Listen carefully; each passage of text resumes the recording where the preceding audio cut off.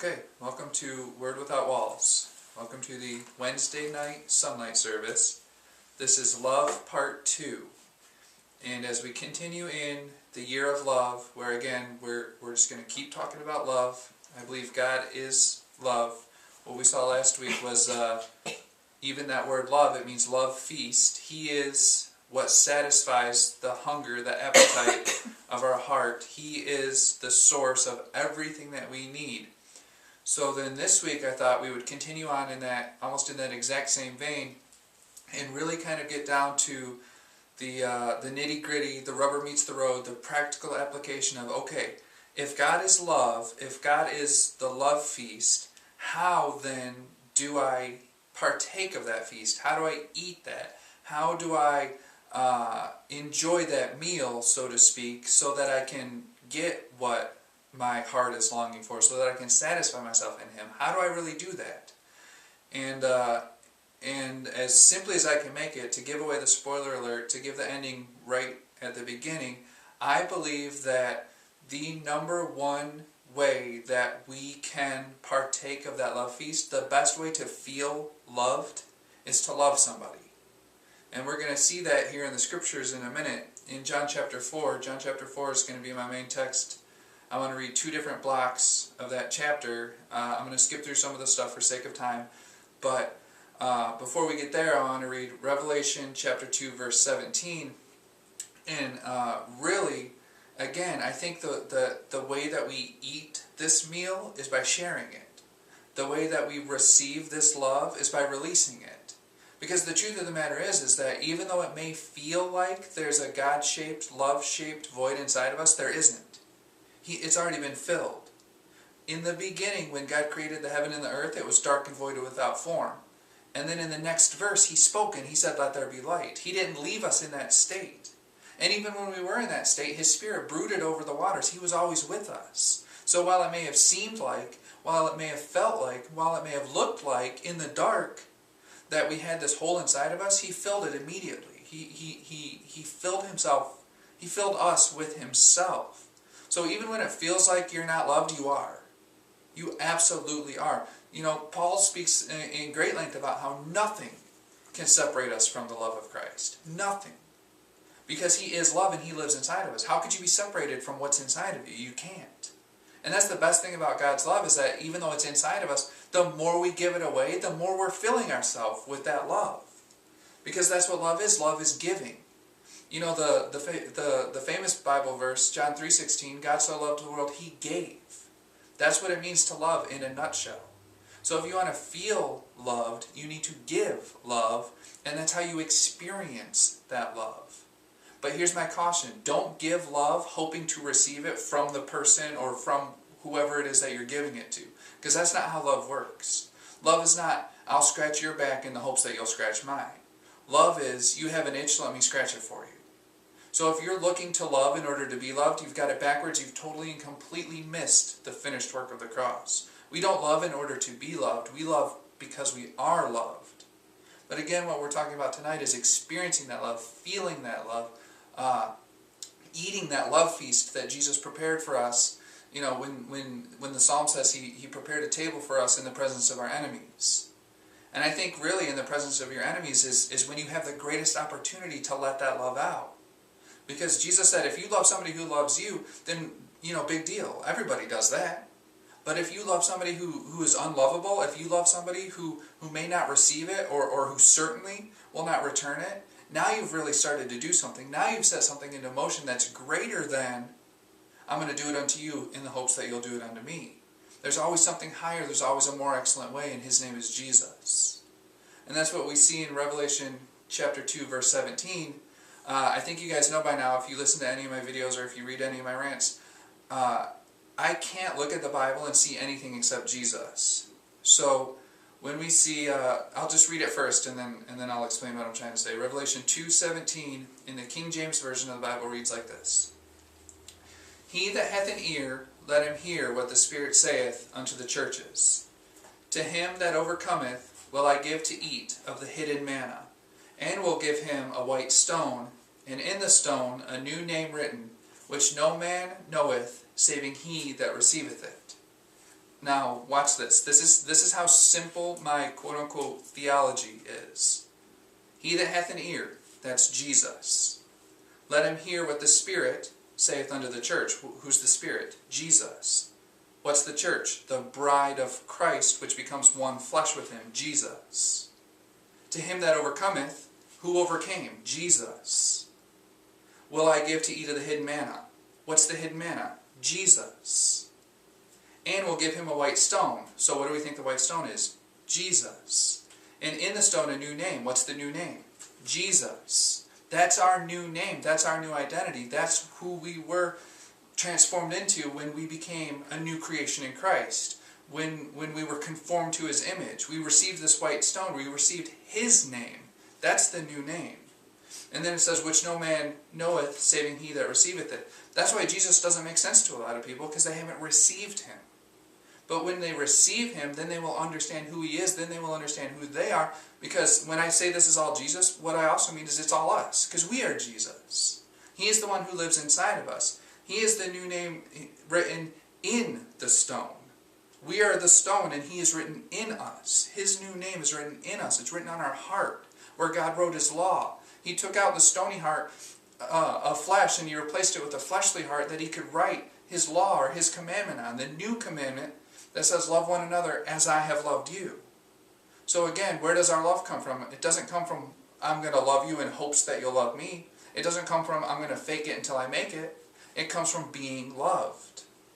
And that again is the key to this whole deal, is how do we be loved? How do we let God love us? And I think really, again, that the bottom line is that we let God love us when we let God love through us.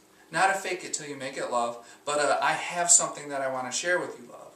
Not a I'm going to wait until I feel loved and then I'll try to love, but instead just knowing and believing, being planted on the rock that again is Jesus, that is love, and saying, I can love you. And I don't have to muster it up, and I don't have to force it, and I don't have to fake it. I can love you because I know that I'm loved.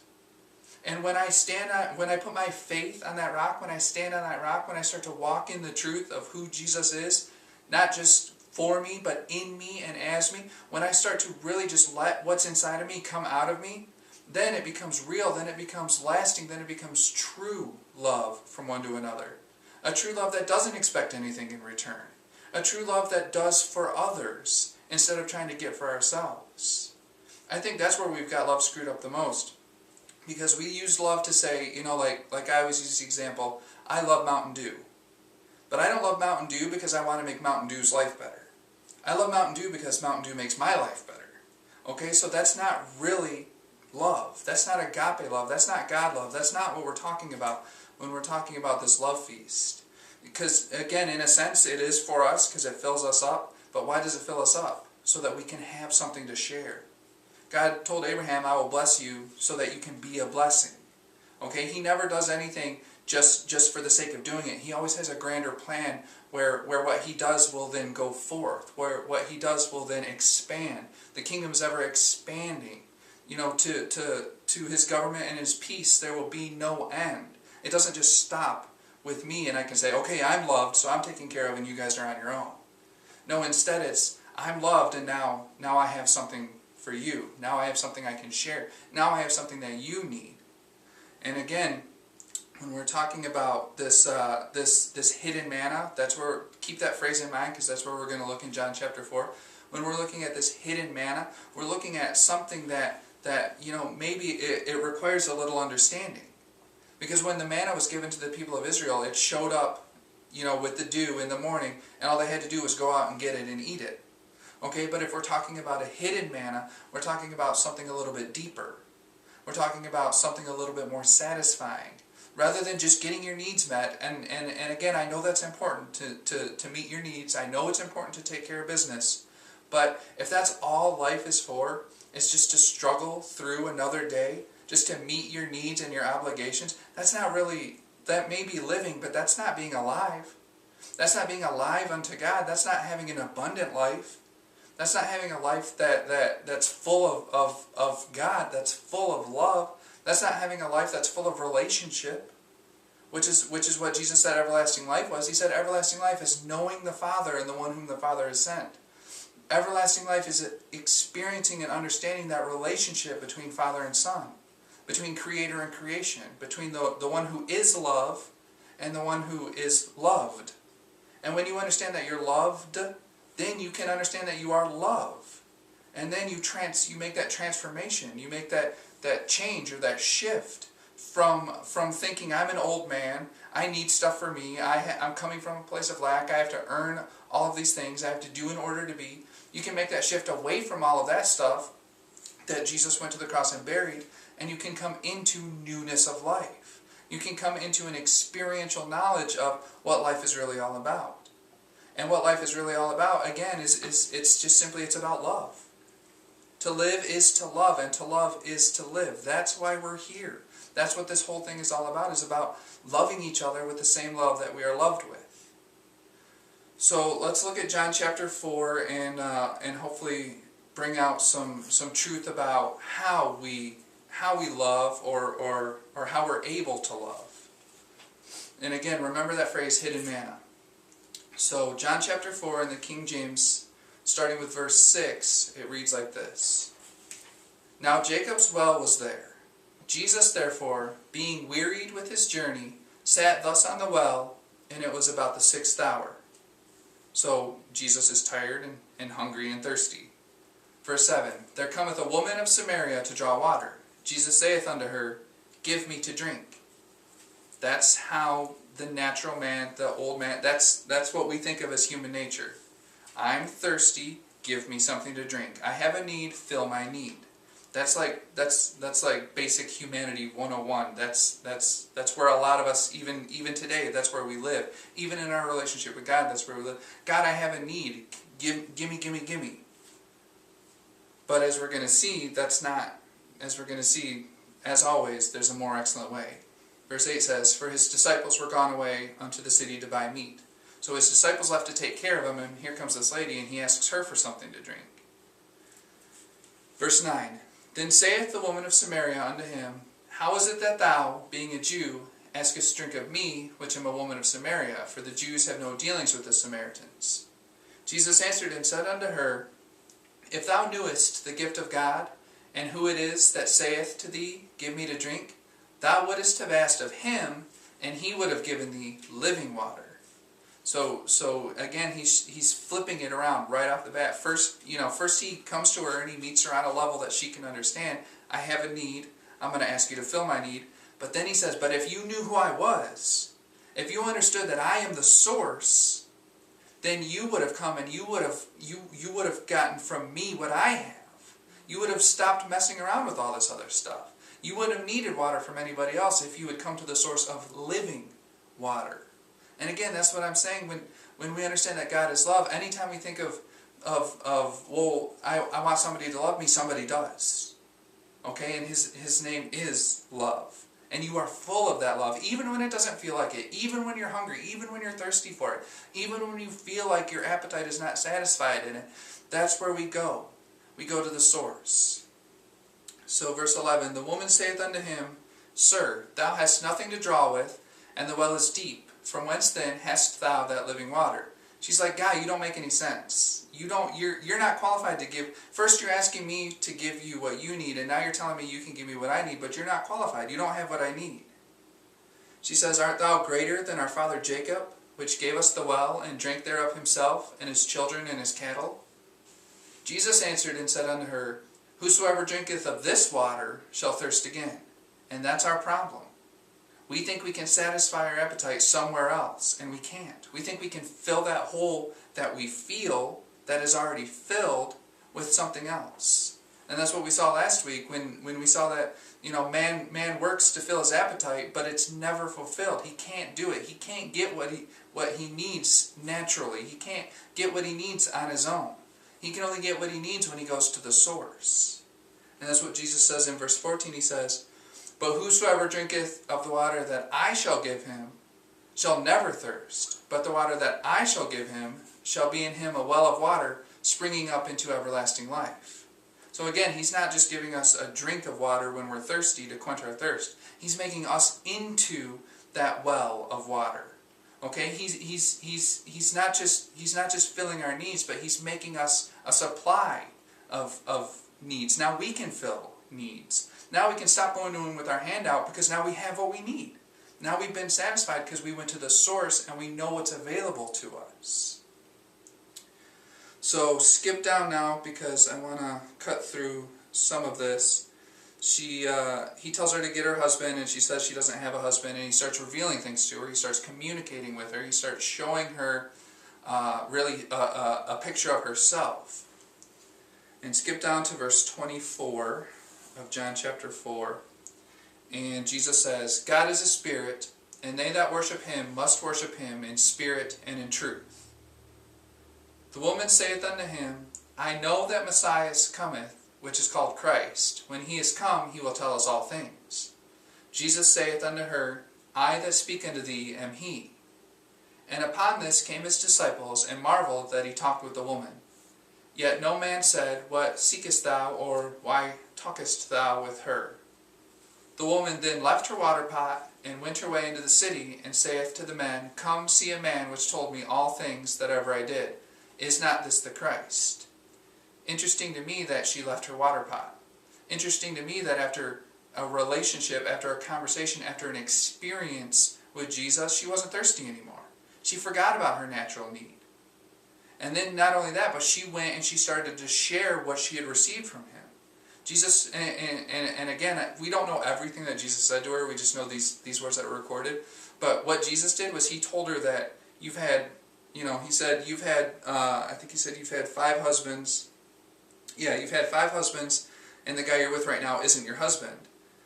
And then she goes and tells everyone, he told me, everything I've ever done. He told me, come see a man which told me all things that ever I did. See, her relationship was so wrapped up in her husband, in her 5 husbands, in the 6th man who wasn't even her husband. Her whole life was wrapped up in what she meant to another person. When in fact what Jesus told her basically is, he said, you've been with 6 men, the number of man, but now the 7th man is here, the complete man, the perfect man is here. Now you've come to the end of this journey where you have your relationship tied up in Adam, and now I'm going to give you something better. Now I'm going to give you myself. I'm going to bring you to the source of living water. You went from man to man to man, and you couldn't find something to satisfy you. You were still thirsty.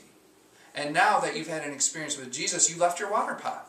And you went and you told everybody else. He told me everything that what does this say? He told me all things that ever I did. So again, in her opinion of herself, all she'd ever done was go from man to man to man, looking for something to satisfy her appetite, looking for something to fill that void that she felt inside of her. And it wasn't until she reached the 7th man, it wasn't until she reached Jesus, that she no longer felt incomplete. She no longer felt thirsty. She no longer felt like, I need something, because now she had found something. Now she had become a well. She went to a well, and she found Jesus, a well, the living well, sitting on that well. And then he transformed her into a well. And then she took that water and she started sharing it with all the other people. Because when you have something that good, that's what you want to do, is you want to share it. So again, how do we eat this love feast? How do we experience this love of God? By sharing it. Because we know it's so good that we can't keep it in. I'm convinced that when you hoard something up and you keep it to yourself, it loses a lot of its value. It loses a lot of its realism, as it were. It loses a lot of its power, because maybe it's just you. Maybe this isn't as real as I think it is. But then if you share it, now it's an experience. Now it's growing. Now it's getting bigger, because you're not holding it in, you're letting it out. That's why Jesus said, you don't put a candle, he said, you don't put a candle under a bush, you don't put a candle under a basket. You put it on a lampstand so it can light the whole room. And that's what we are. We are the candle. We are the lighthouse. We are the light of the world as Jesus shines in us and through us. So then it says in verse 30, Then they went out of the city and came unto him. In the meanwhile his disciples prayed him, saying, Master, eat. And I love this part so much. Verse 32, this is where it connects to Revelation chapter 2. But he said unto them, I have meat to eat that ye know not of. He had hidden manna. He had a food reserve, as it were. He had something that would not perish. He had, if some food, if you don't eat of it, it'll go bad. He had something that wouldn't go bad. He had meat that they don't know of. Therefore said the disciples one to another, hath any man brought him aught to eat? And this is the key. This is my sermon for tonight. Verse 34 of John chapter 4. Jesus saith unto them, my meat is to do the will of him that sent me, and to finish his work. And now listen, I understand that when we appropriate some of the things that Jesus said, we have to understand them through the lens of the cross. He was talking about the cross here. That's what Jesus talked about. He talked about himself, and he talked about the cross. But I can also see an application here where our meat, our love feast, is to do the will of the Father. How do we eat of a God who is love? By loving one another. How do we satisfy ourselves on a God who is love? By loving one another. And I had this too, actually when I was driving here, God dropped this one on me, and he said the biggest key to feeling loved is to stop focusing on that feeling. Stop worrying about yourself, stop worrying about what you feel, and start looking at other people. The more we love, I'm telling you, I believe this to the very core of my being, the more we love each other, the more loved we will feel. Because when we speak that love, when we act that love manifests. But if we're waiting until we feel loved before we love, we may wait forever. Because I know a lot of people, and sometimes I'm included in this, sometimes I don't feel loved. Sometimes I feel like everybody takes me for granted, or, everybody's against, we all have those thoughts. Everybody's against me, or whatever the case may be. When the truth of the matter is that whoever you think is against you, they're probably not against you at all. They're probably just for themselves. And they don't know how to deal with that. So if you have hurt, you give hurt. Because you can't give what you don't have. If you have bitterness and fear and confusion, that's what you put out into the world. But again, I'm telling you that because of this finished work of the cross, that's not what we have. That may be what we think, that may be what we feel, but we walk by faith and not by sight. We don't go by what it looks like, we go by what it really is. There's a song, I don't remember whose song lyric it is, but he says, I can't tell you what it really is, I can only tell you what it feels like. And I felt like for a long time, like my whole ministry is the opposite of that. I can't tell you what it feels like, but I can tell you what it really is. And when you know that you know that you know what it really is, then it doesn't matter, then it starts to feel right. Then everything else lines up. When the light turns on, things don't change, but they reveal themselves as they truly are. And that's what this love is all about. It's not about I'm going to love so that hopefully I will be loved. It's, I know I'm loved, so I'm going to love. It's, how do I feel that love? How do I experience that love? By waiting until I feel it? No, by stepping out and giving what I have. And watch this. I always say you can't give what you don't have, right? So if you love somebody, that means you have faith that you have love. You believe that you have love, or else you couldn't love somebody else. Because you can't give them what you don't have. If you absolutely, truly, 100% do not believe that you're loved, you can't love anybody. But if you believe that God loves you, that's where that love comes from. Then you're equipped and empowered to give what you've got, to share it, to release it, to receive it by releasing it, to make it real for you by giving it away. And the best thing about it, again, is when Jesus was talking about turning us into the well, he says, but the water that I shall give him shall be in him a well of water springing up into everlasting life. You can't give it all away. The more you give it away, the more you have. Because it springs up, and it bubbles up, and it flows out of your belly like that river of living water. It's not a perishable good. It's not a consumable good. And just like the fire, the fire in the desert that got Moses' attention, it was burning, but it wasn't consuming itself. It was never going to burn out. It just kept feeding on itself. And that's what love does. The more we love one another, I'm convinced the more we love one another, the more we feel loved. And I think that's the key. It's not about getting something for me. It's about knowing what I've got and sharing what I've got.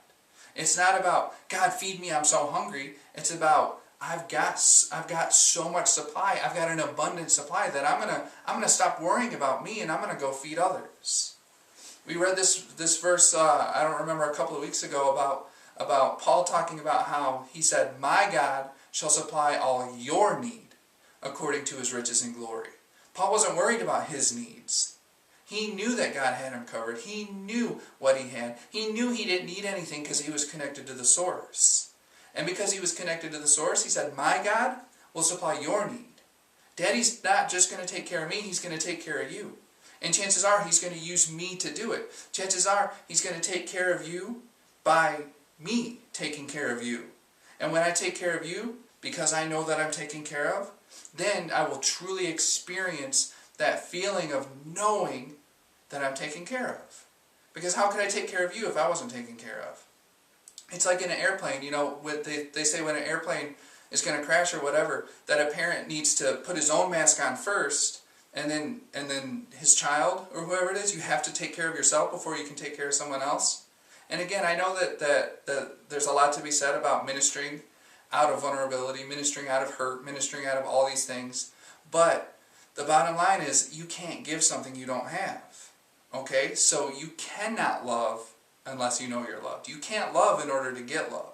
That's like manipulation and trickery and trying to get something some other way. And Jesus said anybody who tries to come into the sheepfold some other way is a thief and a robber.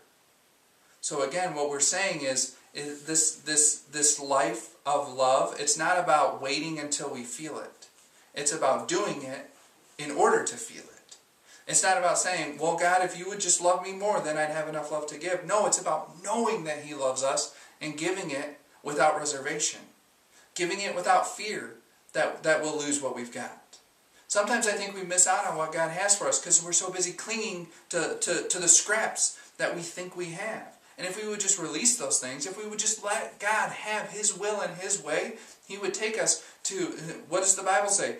He would give us more than we could even ask or think.